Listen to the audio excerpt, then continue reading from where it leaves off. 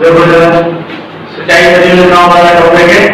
अब ये बात तो हम सब जानते हैं कि जो हमारा भारत है, भारत पूरी तरीके से कृषि प्रधान देश है, ठीक है। और कृषि प्रधान देश होने के साथ साथ एक शब्द ये भी प्रयोग में लाया जाता है कि भारत की जो कृषि है वो मानसून का जुआ है, ये भी कहा जाता है या मानसून का जुआ। इसका मतलब क्या है? इसका मतलब ये है कि भारत की जो पूरी सिंचाई व्यवस्था है या भारत की जो पूरी कृषि है वो डिपेंड करती है मानसून पर, यानी मानसून पर निर्भर है भारत की पूरी क्या कृषि। मतलब ये कि अगर जितनी ज्यादा क्या से बारिश हो जाती है तो फसल अच्छी होती है, और अगर बारिश अच्छी नहीं होती तो फसल अच्छी नहीं होती। इसीलिए कहा जाता है कि मानसून का क्या है, जुआ है। दूसरी बात, भारत में अगर हम ये देखें कि सिंचाई की व्यवस्थाएं कहाँ हैं, तो सिंचाई की व्यवस्थाएं होने के साथ साथ भारत में जो वर्षा का जो वितरण है वो वितरण असमान है। कहीं पर वर्षा ज्यादा होती है, कहीं पर वर्षा कम होती है, कहीं पर वर्षा मध्यम होती है, और पूरी खेती निर्भर करती है काय के ऊपर, पानी के ऊपर। अब अगर जहाँ पर पानी कम है, जहाँ पर वर्षा का पर्याप्त मात्रा में वर्षा नहीं होती तो वहां पर सिंचाई करवाना जरूरी है। या फिर जब भारत में बारिश कम होगी तब सिंचाई करवाना जरूरी है, क्योंकि बिना सिंचाई के क्या नहीं हो पाएगी, खेती नहीं हो पाएगी।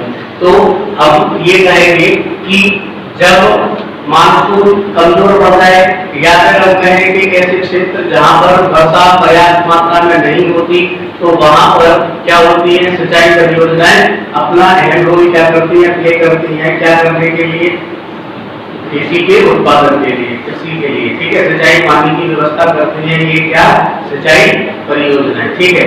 तो भारत में अगर हम देखें तो जो सिंचाई है, हम जल का प्रयोग जिस प्रकार के जल का करते हैं, तो जल दो प्रकार का जल होता है जिसका प्रयोग हमारे द्वारा किया जाता है। एक जल तो होता है कौन सा, भूमिगत जल, ठीक है। एक होता है क्या, सतही जल, ठीक है। एक होता है क्या, सतही जल, और एक होता है क्या, भूमिगत जल, ठीक है।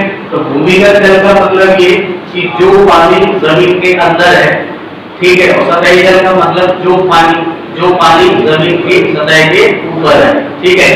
तो जो भूमिगत जल है जैसे ट्यूबवेल है, कुएं हैं, जमीन का पानी जब आता है और उसका प्रयोग जब हम करते हैं तो उस जल को कहा जाता है क्या, भूमिगत जल। तो जो भूमिगत जल है, इस भूमिगत जल के द्वारा ही भारत में पानी प्रयोग में लाया जाता है, चाहे वो सिंचाई के लिए, तो सिंचाई के लिए या उपयोग में लाए जाने वाले पानी का 75% आपूर्ति करती है क्या, भूमिगत जल, और 5% करते हैं क्या, सतही जल। सतही जल के अंदर आ जाती है आपकी जो सतह के ऊपर जो गहराई में मान भागते हैं उसको नहरें की सब में आती है सतही जल। तो कहने का मतलब ये कि सबसे ज्यादा जिस जल का प्रयोग किया जाता है वो जल है क्या, भूमिगत जल, ठीक है। अगली बात, ये जो सिंचाई परियोजनाएं हैं, इन परियोजनाओं को 3 भागों में क्या किया गया है, डिवाइड किया गया है। एक तो कहा जाता है क्या, लघु सिंचाई परियोजनाएं, ठीक है। दूसरी जो होती है वो होती है क्या, मध्यम सिंचाई परियोजनाएं, और जो तीसरी होती है उन्हें कहा जाता है क्या, बृहद सिंचाई परियोजनाएं, ठीक है। एक लघु सिंचाई परियोजना और एक मध्यम और एक बृहद सिंचाई परियोजनाएं होती हैं। जो लघु सिंचाई परियोजना होती है ये लगभग 2000 हेक्टेयर भूमि का क्या करती है, सिंचाई सुनिश्चित करती है। तो जो लघु परियोजनाएं होती है और इनके साथ साथ सिर्फ सिंचाई वाली बात नहीं आती, यहाँ पर ये आता है कि ये क्या है, बहुउद्देशीय परियोजनाएं। कैसी बहुउद्देशीय क्या होती है, ये परियोजनाएं होती है, ठीक है। तो बहुउद्देशीय परियोजना में क्या है, इसकी चर्चा हम अभी करेंगे। तो लघु बहुउद्देशीय परियोजनाएं उन्हें कहते हैं जिनमें सिंचाई कितनी हो, 2000 हेक्टेयर, ठीक है। और जब 2000 हेक्टेयर से लेके 10,000 हेक्टेयर तक क्या की जाए, सिंचाई की जाए, उन्हें कहा जाता है क्या, मध्यम बहुउद्देशीय परियोजनाएं। और जो बृहद होती है वो 10,000 हेक्टेयर से भी क्या करती है, ज्यादा एरिया को क्या करती है, सिंचित करती है। इसीलिए लघु सिंचाई परियोजनाएं, मध्यम और बृहद। ठीक है, तो ये 3 तरीके से परियोजनाओं का क्या किया गया है, क्लासिफिकेशन किया गया। और ये कब किया गया, 1978 में। ये कब किया गया, 1978 में। तो 1978 में जो परियोजनाएं थी, उन परियोजनाओं को 3 भागों में क्या किया, विभाजित किया। ठीक है, अब जो 2000 हेक्टेयर तक करेगी वो लघु, जो मध्यम होगी वो 2 से 10,000 तक, और जो बृहद होगी वो 10,000 तक। ठीक है, और अब ये होता है कि बहुउद्देशीय परियोजना का क्या मतलब है।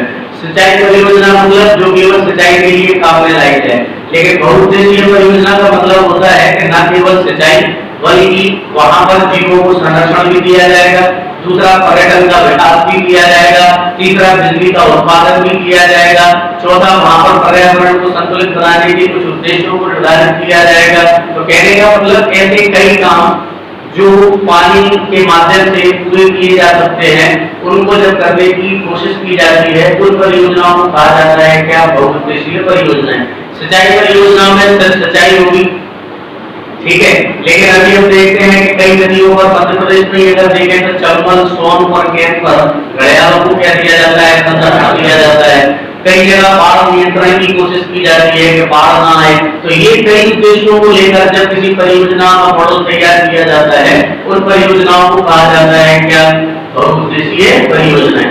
अब इन परियोजनाओं में जो सबसे ज्यादा योगदान देती है भारत की सिंचाई व्यवस्था में 62% वो है क्या, लघु सिंचाई परियोजनाएं। और मध्यम और इन दोनों को मिलाकर जो शेष बचता है 38% वो पूरी करती है क्या, मध्यम और बृहद परियोजनाएं। ठीक है, अब जो लघु परियोजनाएं होती है इसमें आ जाती है आपकी जो आप ड्रिप सिंचाई करते हैं या जितने भी छोटे छोटे साधन हैं वो सब पाए जाते हैं लघु सिंचाई परियोजना।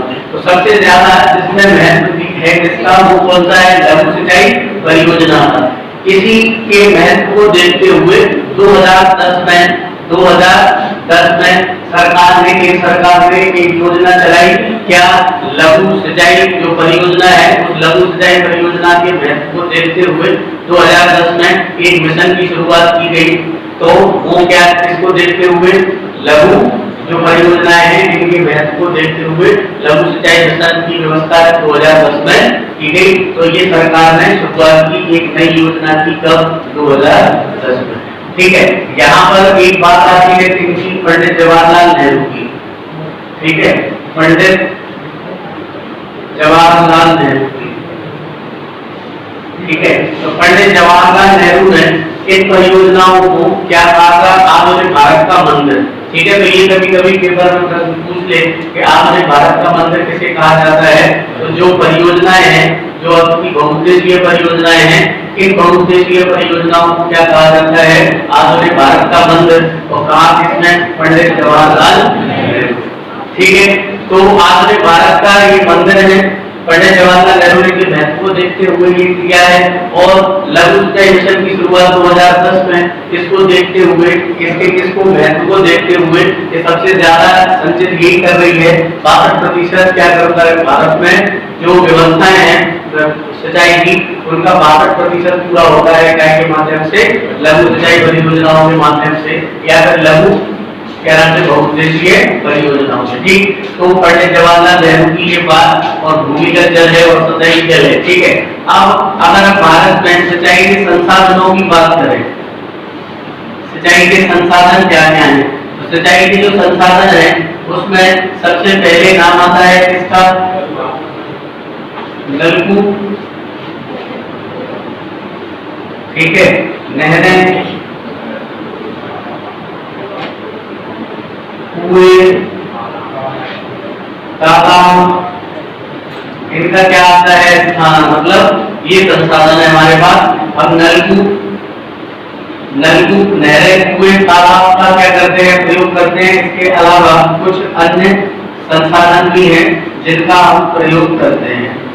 ठीक है, ठीक, मतलब ये कि जो हमें सिंचाई के जो संसाधन है उनमें नलकूप, नहरें, कुएं, तालाब और अन्य संसाधन है। भारत में सबसे ज्यादा जो सिंचाई की जाती है वो नहरें और नलकूप और नहरों के माध्यम से होती है। इसके बाद मतलब हम ये कह सकते हैं कि यहाँ पर सर्वाधिक सिंचाई की जाती है भारत में काय के द्वारा, नहरों के द्वारा। ठीक है, तो यहाँ पर हम ये कह सकते हैं कि सर्वाधिक सर्वाधिक सिंचाई यहाँ ऐसे करके ये सर्वाधिक सिंचाई के संसाधन है कायम है भारत में। और यही बात अगर एमपी में लेकर आए तो एमपी में भी कोई ये कुएं हैं, नलकूप हैं, नहरें हैं, तालाब हैं और आपके अन्य संसाधन है। ठीक, अब अगर ये पूछे कि एमपी में सबसे ज्यादा संसाधन या एमपी में सबसे ज्यादा सिंचाई किस माध्यम से होती है, तो कुएं और नलकूप, फिर नहरें, फिर तालाब, फिर अन्य संसाधन। ठीक है, अब इसमें जो नहरें हैं इनसे लगभग 16 से लेकर 18% एरिया कवर किया जाता है। और अगर हम बात करें इसकी के नलकूप और कुएं की, तो इससे लगभग 66 से लेकर 67% एरिया कवर किया जाता है। मतलब सबसे ज्यादा जो सिंचाई के संसाधन है एमपी में वो कुएं और नलकूप है। भारत की अगर बात करें तो नलकूप है, नहरें हैं, कुएं हैं, तालाब हैं और आपने क्या अन्य संसाधन। ठीक है, तो ये संसाधन है काय के सिंचाई के। अब प्रश्न ये उठता है कि नहरों का सर्वाधिक की नहरें भारत के कौन से क्षेत्र में हैं, कुएं किधर हैं, तालाब किधर हैं। तो जो जितने भी ये सिंचाई के संसाधन होते हैं, इन सिंचाई के संसाधनों की भौगोलिक संरचना के आधार पर सिंचाई के संसाधन तय होते हैं। जैसे भारत का अगर हम पूरा भारत को देखें तो भारत का जो मैदानी क्षेत्र है, ठीक है, मैदानी क्षेत्र, वहां पर सबसे ज्यादा क्या मिलती है, नहर मिलती है। ठीक है, तो जहां पर मैदानी क्षेत्र है उन मैदानी क्षेत्रों में सर्वाधिक सिंचाई के जिन संसाधनों का विकास हुआ है वो संसाधन कौन से हैं, नहरें। वो संसाधन कौन से हैं, नहरें। ठीक है, यहाँ पर जो प्रायरिटी है भारत में, अगर हम पठारी क्षेत्रों की अगर हम बात करें तो पठारी क्षेत्रों में हमें सबसे ज्यादा क्या मिलते हैं, तालाब मिलते हैं। तो नहरों का सर्वाधिक विकास हम कहेंगे कि कहाँ हुआ, तो कहेंगे कि ये हुआ किसमें, मैदानी भागों में। किसमें हुआ, मैदानी भागों में। अगर तालाबों की बात करें तो तालाबों का सबसे ज्यादा विकास कहाँ हुआ, पठारी क्षेत्रों में। और अगर कुओं की बात करें तो कुओं का विकास कहाँ हुआ, पश्चिमी भाग में, भारत के पश्चिमी भाग में। ठीक, अब प्रश्न ये कि मैदानी क्षेत्रों में क्यों और ये पठारी क्षेत्रों में क्यों। देखो, नहरें जो हैं प्रायद्वीपीय भारत को अगर ले तो प्रायद्वीपीय भारत की चट्टानें कठोर है, मजबूत है, तो इतनी ज्यादा बढ़ाई नहीं हो पाएगी कि नहरें बनाई जा सके। क्यों, क्योंकि चट्टानें बहुत ज्यादा क्या है, मजबूत है। लेकिन मैदानी क्षेत्रों में चट्टानें इतनी ज्यादा मजबूत नहीं है और वहां पर क्या है, कृषि का समान वितरण लगभग देखने को मिलता है। कृषि का क्षेत्र भी वहां पर देखने को ज्यादा मिल जाता है। इसलिए नहरों का विकास उन क्षेत्रों में ज्यादा हुआ है जहां पर मैदानी क्षेत्र है। और अगर राज्यों की बात करें तो राज्यों में यूपी क्या है, भारत का वो राज्य है जहां पर नलकूपों का भी और जहां पर किसका, नहरों का क्या हुआ है, सर्वाधिक विकास हुआ है। ठीक है, दूसरी बात, नहरों का प्रायद्वीपीय भारत में न होने का एक कारण ये भी है कि वहां पर प्रायद्वीपीय भारत में वर्ष की जो कृषि का क्षेत्र है, कृषि का जो क्षेत्र है वो बहुत कम है, इतना नहीं है जितना मैदानी क्षेत्रों में है। ठीक है, प्रायद्वीपीय भारत की चट्टानें क्या है, बहुत ज्यादा मजबूत है। दूसरा, यहाँ पर जो कृषि का क्षेत्र है वो इतना ज्यादा नहीं है और कृषि का असमान क्या है, वितरण भी है। इस वजह से नहरों का विकास प्रायद्वीपीय भारत में या फिर दक्षिण भारत में देखने को नहीं मिलता। ठीक है, और इनका जो सबसे ज्यादा विकास हुआ वो उत्तर प्रदेश में हुआ और नलकूपों का भी सबसे ज्यादा विकास कहाँ हुआ, उत्तर प्रदेश में हुआ। अगर हम बात करें इधर कि भाई कुएं थे, तो देखो जब भारत में अगर वो नहरें हैं, अब ये नहरें कहाँ पर है, मैदानी क्षेत्रों में, यूपी में। तो मध्य प्रदेश में सबसे ज्यादा सिंचाई जो यूपी से लगे हुए जो जिले होंगे एमपी के, ठीक है, उनमें सबसे ज्यादा सिंचाई कैसे की जाती होगी, नहरों के द्वारा की जाती होगी। तो मध्य प्रदेश का जो पूर्वोत्तर वाला हिस्सा है, इधर वाला हिस्सा, उसमें सब में सिंचाई कैसे की जाती होगी, नहरों के माध्यम से की जाती होगी। चाहे आपका निवाड़ी हो, चाहे आपका क्या नाम से टीकमगढ़ हो, छतरपुर हो, सतना हो, पन्ना हो, ठीक है। तो इधर सारे जो जिले हैं उन जिलों में सिंचाई के साधन है क्या, ठीक है। और जो पश्चिमी भूभाग है भारत का, अब बात आती है किसकी, कुएं की। कि कुएं कहाँ पर होंगे, तो जो दिए मध्य प्रदेश में नहरें नलकूपों के बाद दूसरा सबसे बड़ा सिंचाई का साधन है। अब बात आती है कुएं की, तो कुएं को अगर देखें तो कुएं पश्चिमी भूभाग में, मतलब ये कि पहली बात तो ये कि कुएं को अगर होंगे तो कुएं को अगर नहरों के बगल में अगर खोद दिया जाएगा, कुओं को अगर नहरों के बगल में खोद दिया जाएगा तो कुओं में लवणीयता बढ़ जाएगी। ठीक है, अगर कुओं को क्या नाम से कुछ शुष्क प्रदेशों में खोद दिया जाएगा तो वहां पर उसमें क्या बढ़ जाएगी, क्षारीयता बढ़ जाएगी। तो जब क्षारीयता बढ़ जाएगी तो ना वो सिंचाई के मतलब का रहेगा और ना वो पीने के मतलब का रहेगा। लवणीयता बढ़ जाएगी तो भी पीने के मतलब का नहीं रहेगा। तो इसका ज्यादातर जो संकेंद्रण है कुओं का वो कहाँ पर है, भारत के पश्चिमी भूभाग पर ज्यादातर कुएं देखने को मिलते हैं, जैसे पंजाब है, जैसे राजस्थान है, जैसे गुजरात है, कुछ महाराष्ट्र है, कुछ हमारा एमपी। तो वहां भी हमें क्या मिलता है, कुएं का विकास, कुओं का विकास हुआ है जिसके माध्यम से क्या की जाती है, सिंचाई की जाती है। तो मध्य प्रदेश में भी अगर पूछ ले तो मध्य प्रदेश का जो पश्चिमी भाग है, इस पश्चिमी भाग में सिंचाई के प्रमुख साधन क्या है, मध्य प्रदेश में सिंचाई के प्रमुख साधन क्या है, कुएं। और इसमें अगर जिला पूछ ले कुओं द्वारा सर्वाधिक सिंचित जिला कौन सा है, तो कौन सा है, मंदसौर।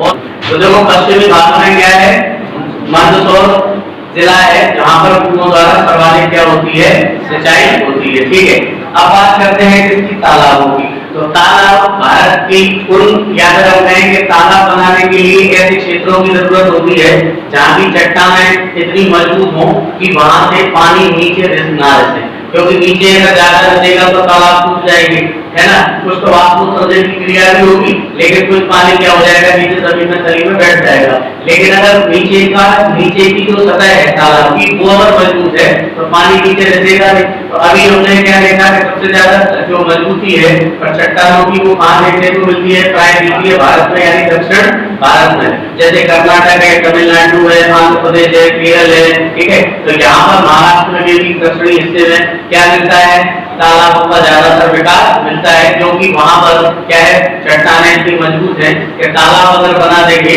तो तालाब बना देने के बाद पानी जमीन के अंदर नहीं बैठेगा। ठीक है, इसलिए हम कह सकते हैं कि तालाबों का जो सर्वाधिक विकास हुआ है, वो तालाबों का सर्वाधिक विकास कहाँ हुआ है, तो हम कहेंगे दक्षिण भारत में। ठीक है, और अगर बात करें मध्य प्रदेश के दक्षिण की, तो मध्य प्रदेश में देखें तो मध्य प्रदेश में दक्षिण मतलब बालाघाट ऐसा जिला है जहां पर तालाबों द्वारा सर्वाधिक क्या होती है, सिंचाई होती है। और साथ साथ सिवनी भी ऐसा जिला है जहां पर तालाबों द्वारा ज्यादातर सिंचाई होती है। बाकी आप इससे अंदाजा लगा सकते हैं कितना तालाबों का ज्यादातर विकास हुआ है, तो मध्य प्रदेश में भी ज्यादातर दक्षिण में काय सिंचाई की जाती होगी, तालाबों से सिंचाई की जाती होगी। ठीक है, इसके बाद बात अगर करते हैं जिले की, तो उधर है कौन सा, बालाघाट, और इधर है कौन सा, तिरुचिरापल्ली। क्या, तिरुचिरापल्ली।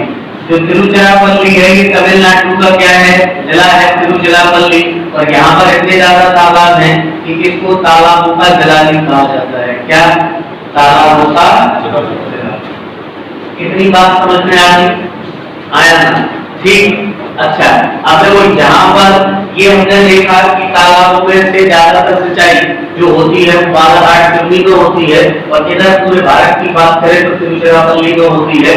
दक्षिण भारत में सर्वाधिक तालाबों का विकास हुआ है, मध्य प्रदेश के दक्षिणी हिस्से में ज्यादातर क्या होंगे, तालाब सिंचाई के प्रमुख साधन होंगे। पश्चिमी हिस्सों में जो है वो कुएं हैं। ठीक है, और आपकी जो नहरें हैं वो आपकी कहाँ है, उत्तर प्रदेश से लगे हुए जितने भी केरल जिले हैं उधर मैक्सिमम ज्यादातर जो सिंचाई की जाती है वो नहरों से की जाती है। तो देखो अब अगर यहाँ बड़े छोटे के सवाल जब आता है कि सबसे बड़ा छोटा, तो समझ आ गया ये क्या है, बड़ा छोटा। और नहरों की, और यहाँ पर देखो जो परसेंटेज है 66 से लेके 67, वो यहाँ पर 54 से लेके कितना है 57% जो सिंचाई होती है वो नलकूप और नहरों के द्वारा भारत में सिंचाई। ठीक है, यहाँ तक किसी को कोई डाउट हो जाएगा। अब देखो अब बात करते हैं, ये तो आता, अब ये देखते हैं कि भारत में सर्वाधिक सिंचित जो राज्य है, अगर ये पूछ ले कि भारत में सर्वाधिक सिंचित राज्य कौन सा है, तो सर्वाधिक सिंचित राज्य है कौन सा, और अगर मध्य प्रदेश में जिला पूछ ले के सबसे ज्यादा सिंचित जिला कौन सा है, तो कौन सा है, होशंगाबाद। ठीक है, अगर ये पूछ ले कि सबसे कम सिंचित है कौन सा, तो कौन सा है, महाराष्ट्र। और अगर इधर पूछ ले कि सबसे कम सिंचित कौन सा है, तो कौन सा है, ठीक है। मध्य प्रदेश में सबसे कम डिडोरी, सबसे ज्यादा होशंगाबाद। भारत में सबसे ज्यादा यूपी, सबसे कम महाराष्ट्र। लेकिन अगर ये पूछ ले कि क्षेत्रफल की दृष्टि से, क्षेत्रफल की दृष्टि से सर्वाधिक सिंचित राज्य कौन सा है, तो है पंजाब। और क्षेत्रफल की दृष्टि से जो सबसे कम है वो है मिजोरम। और अपन ने तो देख लिया। और सबसे कम यहाँ पर जब कृषि के साथ पढ़ेंगे अपन कृषि जो की बात, तो देखो सिंचित क्षेत्र सबसे ज्यादा सिंचित है उत्तर प्रदेश, लेकिन क्षेत्रफल की दृष्टि से सबसे ज्यादा सिंचित है क्या, पंजाब। ठीक है, और सबसे कम क्या है क्षेत्रफल की दृष्टि से, मिजोरम। और सिंचित और पूछे तो महाराष्ट्र सबसे कम, उत्तर प्रदेश सबसे ज्यादा। ठीक है, तो ये क्या है, सिंचित भारत के राज्य हैं जहाँ सबसे ज्यादा और जहाँ सबसे कम क्या है, क्षेत्र सिंचित है। ठीक है, अब हम आगे बढ़ते हैं। अब हम ये देखते हैं कि मध्य प्रदेश में ऐसी कौन कौन सी सिंचाई परियोजनाएं हैं जो महत्वपूर्ण क्या कर रही हैं, एक रोल प्ले कर रही हैं। ठीक है, मिटा दो इसे। अब देखो जरा, अब है क्या, मध्य प्रदेश की सिंचाई परियोजना। ठीक है, तो देखो अब आपको यहाँ तक ये बात समझ में आ गई होगी कि सिंचाई किस तरीके से होती है। ठीक है, संसाधन कौन कौन से हैं, सिंचाई परियोजनाएं या बहुउद्देशीय परियोजनाएं किन्हें कहते हैं, ये सारी बात समझ में आ गई। ठीक है, अब देखो अब मध्य प्रदेश में जो बड़ी परियोजनाएं हैं, सबसे पहले अगर हम उनकी चर्चा करें, जैसे एक परियोजना है क्या, चंबल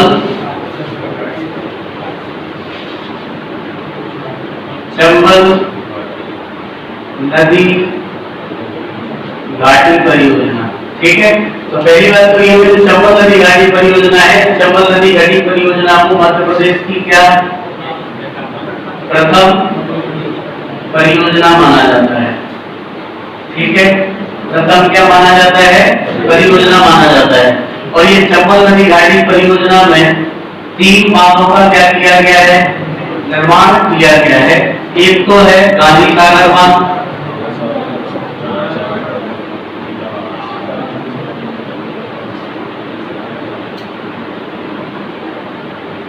गांधी सागर बांध, दूसरा है राणा सागर बांध, तीसरा है जवाहर सागर बांध। ठीक है, और ये जो गांधी राणा सागर और जवाहर सागर है, ये कहाँ पर है, राजस्थान में, और ये कहाँ पर है, मध्य प्रदेश में। ठीक है, तो देखो ये है मध्य प्रदेश में गांधी सागर बांध और राणा सागर जवाहर सागर राजस्थान में। अगर जिले की बात करें तो ये है मध्य प्रदेश के मंदसौर में, मध्य प्रदेश के मंदसौर में। इसकी बात करें राणा सागर तो ये है राजस्थान के चित्तौड़गढ़ में। ठीक है, और ये है राजस्थान के कोटा में। याद है, बात समझ में आ गई। अब जो गांधी सागर बांध है, ये गांधी सागर बांध है कितने का, 100 की जो मेगावाट क्षमता है वो है 115 मेगावाट। ठीक है, जो जवाहर सागर है ये है 172 मेगावाट, जो राणा सागर है वो है 112 मेगावाट। ठीक है, तो देखो 112 मेगावाट राणा सागर, 172 मेगावाट जवाहर सागर और 115 मेगावाट गांधी सागर। राणा सागर ये सर 172 नहीं, 172 जवाहर की होगी।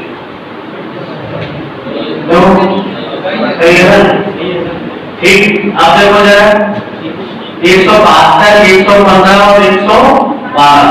अब इसमें एक बात याद रखो, ये जो राजस्थान है और ये मध्य प्रदेश है, इसका मतलब ये हुआ कि ये जो परियोजना है, ये परियोजना मध्य प्रदेश और राजस्थान की क्या है, एक संयुक्त परियोजना है। ठीक है, तो ये भी पेपर में आपसे पूछा जा सकता है कि कौन सी परियोजना इसकी क्या है, कौन कौन से राज्यों की संयुक्त परियोजना है। तो यहाँ से जो प्रश्न बनता है वो ये कि मध्य प्रदेश की प्रथम जो परियोजना है वो परियोजना कौन सी है, चंबल घाटी परियोजना। अगर ये पूछा जाए कि चंबल घाटी परियोजना के अंदर कितने भागों का निर्माण किया गया है, तो गांधी सागर, जवाहर सागर और आपका राणा सागर, कौन सा काम कहाँ पर है, कितने मेगावाट की परियोजना है, ठीक है। तो ये आपसे पूछा जा सकता है। और इसी पर यहाँ पर हम देखेंगे क्या कि मुरैना में, चंबल नदी पर मुरैना में क्या दिया जाता है, घड़ियाल को संरक्षण भी दिया जा रहा है, ठीक है। घड़ियाल संरक्षण भी दिया जा रहा है, कहाँ पर, चंबल नदी पर, और कहाँ, मुरैना, ठीक है। यहाँ तक किसी को कोई दिक्कत। अब अगर हम देखें कि चंबल की जो है कहाँ में, तो देखो ये इधर मन सबको पता है कि अगर हम यहाँ पर ये देखें कि मध्य प्रदेश में कहाँ है, मध्य प्रदेश में इसकी जो लोकेशन है,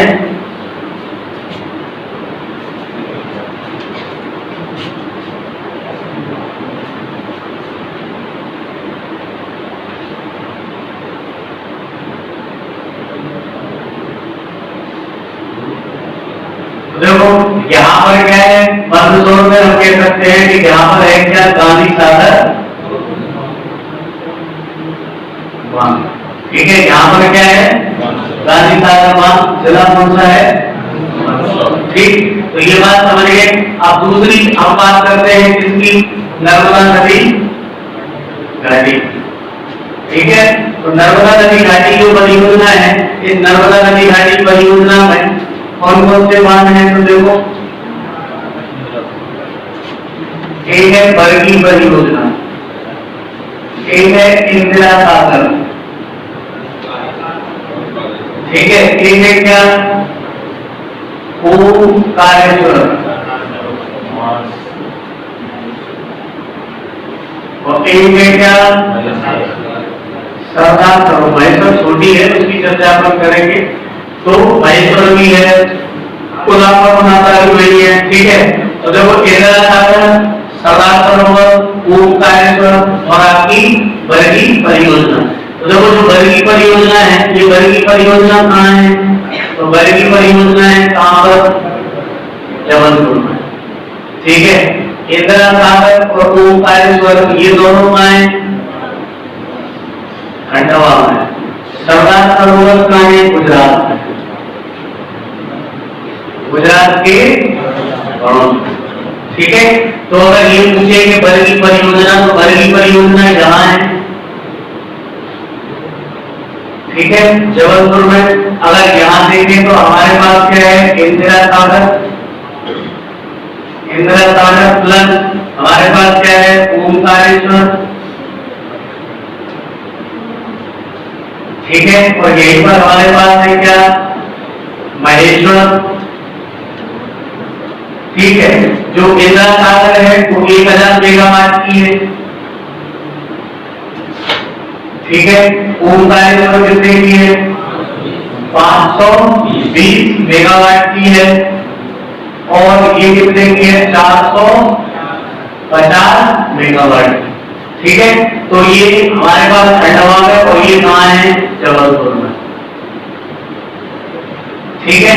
और यहाँ पर है क्या, सरदार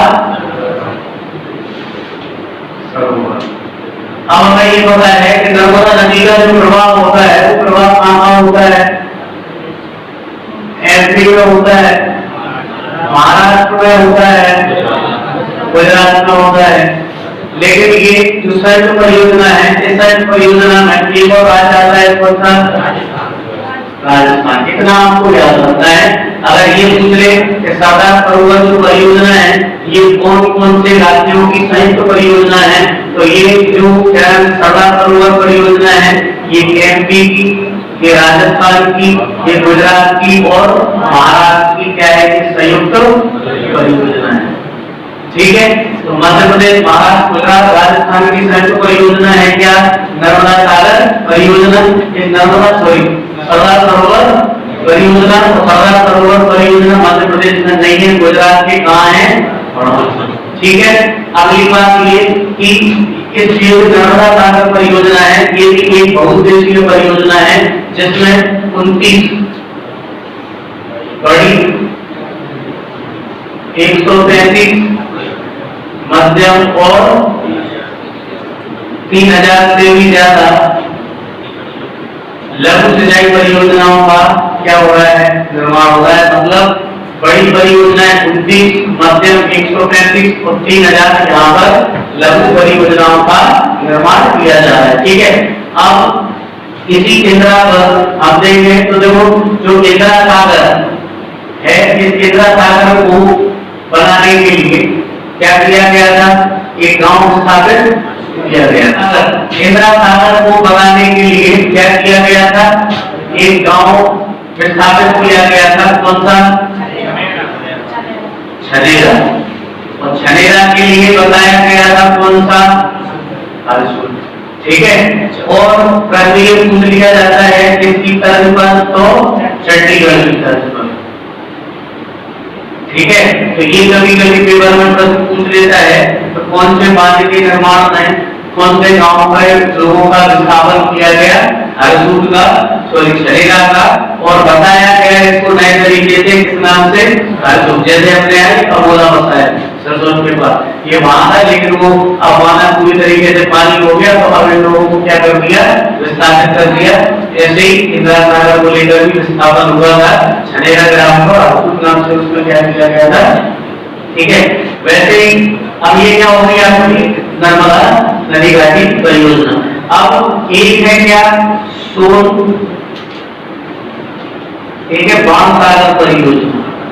कौन सी, बाण सागर परियोजना। अब देखो जो बाण सागर परियोजना है, ये बाण सागर परियोजना बनी है कौन सी नदी पर, सोन नदी पर।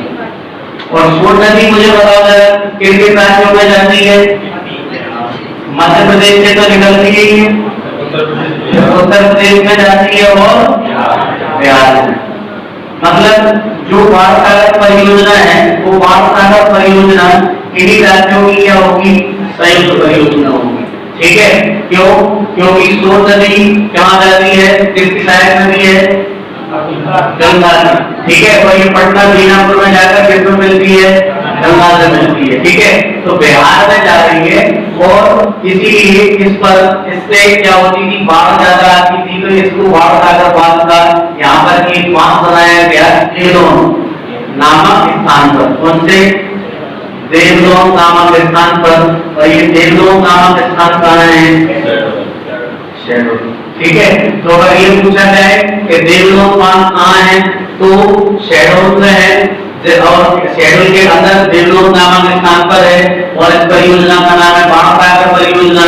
तो ये जो बाण सागर परियोजना है, ये बाण सागर परियोजना मध्य प्रदेश, महाराष्ट्र, मध्य प्रदेश, बिहार और उत्तर प्रदेश की संयुक्त परियोजना है। और हम कहेंगे कि यहाँ पर हम कह सकते हैं कि बाण सागर परियोजना है। ठीक है। ठीक, कहाँ, तो कहेंगे शहडोल। ठीक है। तो शहडोल में है। और अगर नदी की बात करें तो नदी कौन सी है, सोन। संयुक्त परियोजना किस किस की है, तो एमपी, यूपी और बिहार। ये बात क्लियर हो गई। अच्छा, अब देखो, अब एक परियोजना है कौन सी, बावनखड़ी परियोजना। ठीक है। कौन सी, बावनखड़ी। एक परियोजना है कौन सी, बाघ परियोजना। एक परियोजना है कौन सी, पेंच। अब ये जो बावनखड़ी, बाघ और पेंच परियोजनाएं हैं ये एमपी। पहले तो ये नदी कौन सी है, तो बावनखड़ी नदी पर है। बाघ परियोजना क्या है, बाघ पर और पेंच है। ठीक है। तो यहाँ पर जो नदी है वो नदी का नाम आता है क्या, वेदगंगा। मुख्य नदी का नाम आता है क्या, वेदगंगा। और वेदगंगा दक्षिण की ओर रहती है, महाराष्ट्र की तरफ जाती है। तो महाराष्ट्र में मिल जाती है गोदावरी, है ना। और वहां पर एक स्थान है जिसका नाम है प्राणहिता। तो इसका मतलब कि ये वाली जो परियोजना है, ये परियोजना है एमपी और ये परियोजनाएं किसकी, महाराष्ट्र की क्या है, संयुक्त परियोजनाएं हैं। तो ये सीमा पर है मध्य प्रदेश और महाराष्ट्र की, और किसकी हो गई, महाराष्ट्र की। ये मध्य प्रदेश और उत्तर प्रदेश की, ये मध्य प्रदेश उत्तर प्रदेश बिहार की, और ये मध्य प्रदेश और राजस्थान गुजरात महाराष्ट्र की। तो ये तो बात हो गई संयुक्त परियोजनाओं की, ठीक है। ये कौन कौन से राज्यों की मध्य प्रदेश के साथ संयुक्त परियोजनाएं हैं, ठीक है। यहाँ तक बात की है। अब कुछ ऐसी परियोजनाएं हैं जो छोटी परियोजनाएं हैं, ठीक है, जो किसी की संयुक्त परियोजनाएं नहीं है, ठीक है, मध्य प्रदेश की खुद की परियोजनाएं हैं। अब हम उनकी चर्चा करेंगे, ठीक है। तो मध्य प्रदेश की परियोजनाएं को मिटा दूं मैं। ये हमने केवल उनको देखा जिसमें कोई दूसरा राज्य क्या था, शामिल था। अंतरराज्यीय नदियां थी जो मध्य प्रदेश के अलावा भी बह रही थी अन्य राज्यों में, उन पर ये जिनका क्या हुआ है, निर्माण किया गया है। यहाँ से पेपर में प्रश्न आने की संभावनाएं रहती है, ठीक। हमें इसको मिटा दूं। अब देखो मध्य प्रदेश की परियोजना है, ठीक है। तो देखो मैं देखते करोगे तो ज्यादा समझ में आएगा, जल्दी याद हो जाएगा, लेकिन ये तब तक समझ में नहीं आएगा जब तक आप इस पर अभ्यास नहीं करोगे।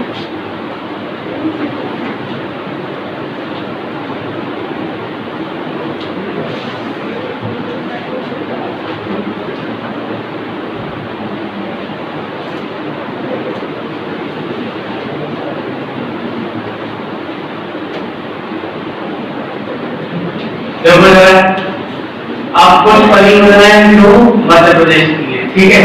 जैसे मध्य प्रदेश में एक है क्या, चोरल परियोजना, ठीक है। कौन सी, चोरल परियोजना। और चोरल परियोजना में इंदौर की मऊ तहसील, ठीक है, इंदौर के मऊ में। और नदी कौन सी है, चोरल। तो नदी भी है चोरल, इंदौर की मऊ में है। चोरल के बारे में एक बात महत्वपूर्ण है, वो ये कि मध्य प्रदेश की पहली अंतरघाटी परियोजना है। क्या, अंतरघाटी परियोजना, ठीक है। तो अगर ये पूछ ले कि मध्य प्रदेश की पहली अंतरघाटी परियोजना कौन सी है, तो मध्य प्रदेश की पहली अंतरघाटी परियोजना है चोरल नदी घाटी परियोजना। कहां पर है, चोरल नदी पर है, इंदौर जिले में है, मऊ में, ठीक है। इसके बाद अब एक परियोजना है जिसका नाम आता है पुनासा, ठीक है। पुनासा कहाँ है, खंडवा में है। पुनासा कहाँ है, खंडवा में, ठीक है। एक आता है जोगट परियोजना। कौन सी, जोगट परियोजना। तो मैं लिख रहा हूँ इस वजह से ना जिले इधर हो सकते हैं ऊपर नीचे, ठीक है। तो केवल आपको एक इंडिकेशन है कि कहां पर है। एक परियोजना है कौन सी, जोगट परियोजना। हालांकि यहाँ पर नहीं है, ठीक है, लेकिन मैं बस लिख रहा हूँ ताकि आप समझ जाओ। जोगट परियोजना है, और ये जोगट परियोजना जैसे करके लिख देता हूँ। ये यहाँ पर जिला है धार, धार में एक परियोजना है कौन सी, जोगट। और इसी को कहा जाता है क्या, शहीद चंद्रशेखर आजाद। नदी कौन सी, देखो धार में है जोगट परियोजना, इसी को कहा जाता है क्या, आजाद, शहीद चंद्रशेखर आजाद परियोजना। एक देखो एक है कहां पर, विदिशा में, ठीक है, विदिशा, ठीक है। जिले थोड़े इधर उधर हो गए, फिर से कह रहा हूं जगह कम है। विदिशा में, विदिशा में है कौन सी, तो विदिशा में हलाली, इसी को कहा जाता है सम्राट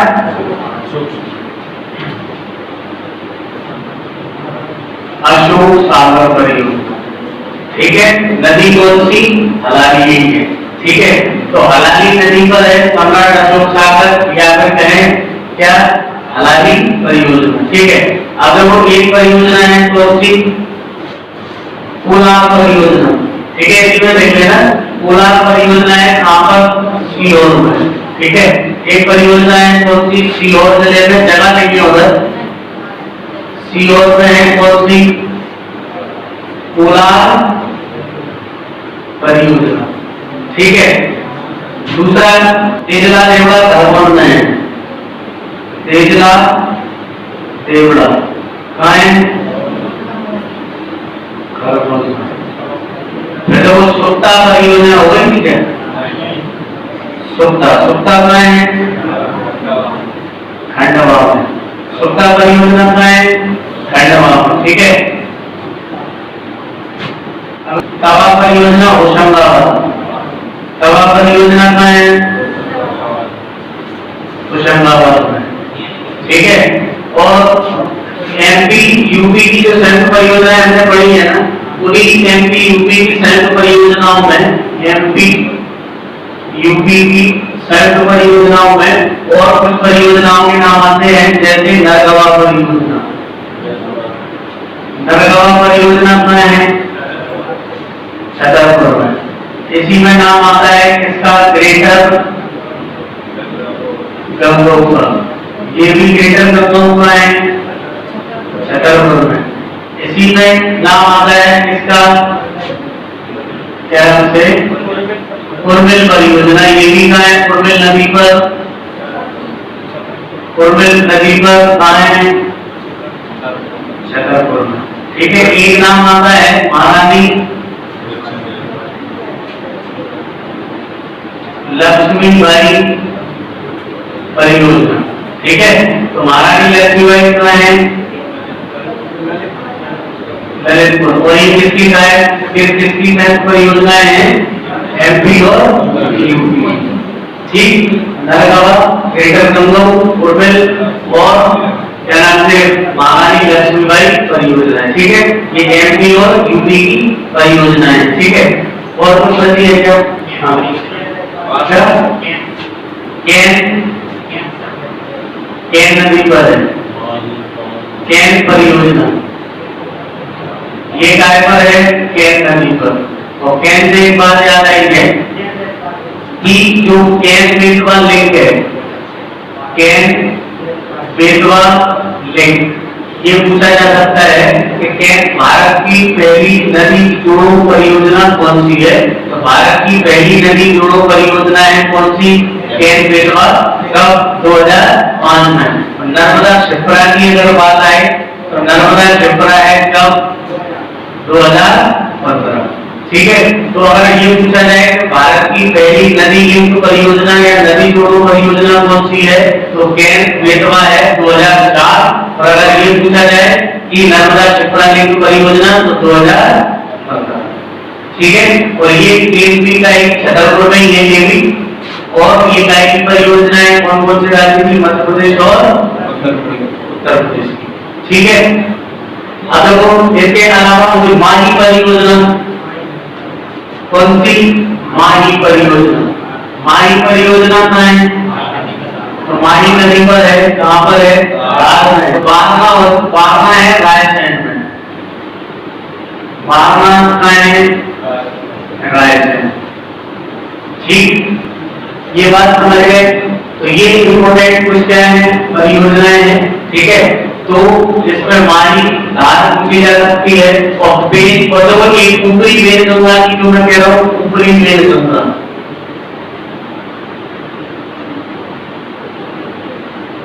ठीक है, ऊपरी बेस दूंगा।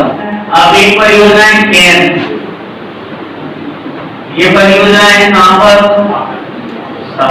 ठीक है। एक भावसा भी है, भावसा, ठीक है, भावसा में बुरहानपुर,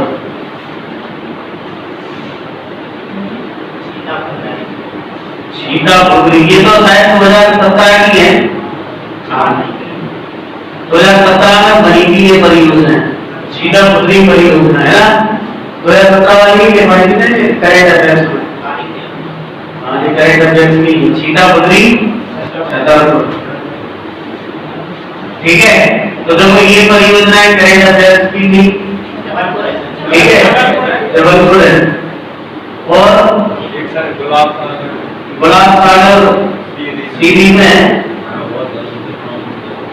जैसे तो हम बहुत हैं, कोटेश्वर छोड़ो, कोटेश्वर तो कह रहे हो, कोटेश्वर रतलाम में है, ठीक है।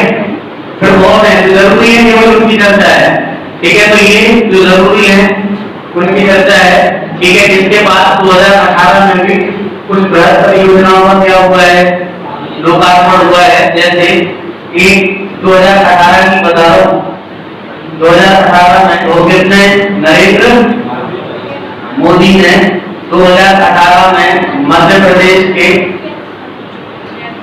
राहतगढ़ जिले में मोहनपुरा बृहद सिंचाई परियोजना का क्या किया, लोकार्पण किया, ठीक है। मोहनपुरा बृहद सिंचाई परियोजना कहाँ है, तो इसका लोकार्पण किया किसने, मोदी ने 2018 में, कहाँ है, राहतगढ़ में। और इसका परियोजना का नाम क्या है, मोहनपुरा, ठीक है। तो लिखा मोहनपुरा। 2018 में एक परियोजना का उद्घाटन किया किसने, नरोत्तम मिश्रा ने, नरोत्तम मिश्रा, ठीक है। तो नरोत्तम मिश्रा ने भी एक क्या किया है, बृहद परियोजना का लोकार्पण किया है, कौन से जिले में, टीकमगढ़ जिले में। तो ये भी आपसे पूछा जा सकता है, और इसका नाम है क्या, वन सुधारा, ठीक है, बलदेवगढ़। ये टीकमगढ़ के कहां पर है, बलदेवगढ़ में, बस खत्म ही कर रहा है। तो सुधारा का ये कहां है, बलदेवगढ़ में, ठीक है। 2018 में शिवराज सिंह चौहान ने, ठीक है, पारस 2 मार्ग का निर्माण किया, पारस 2 मार्ग किया, कहां पर, बैतूल में, ठीक है। इसी के साथ निर्गुण और भिगोरा बांध परियोजना का भी कहां पर, बैतूल में। तो निर्गुण और भिगोरा भी बैतूल में, पारस 2 बांध शिवराज ने उद्घाटन किया बैतूल में, नरोत्तम मिश्रा ने टीकमगढ़ में, वन सुधारा बलदेवगढ़ में, और राहतगढ़ मोहनपुरा बृहद परियोजना का किसने, मोदी ने उद्घाटन किया।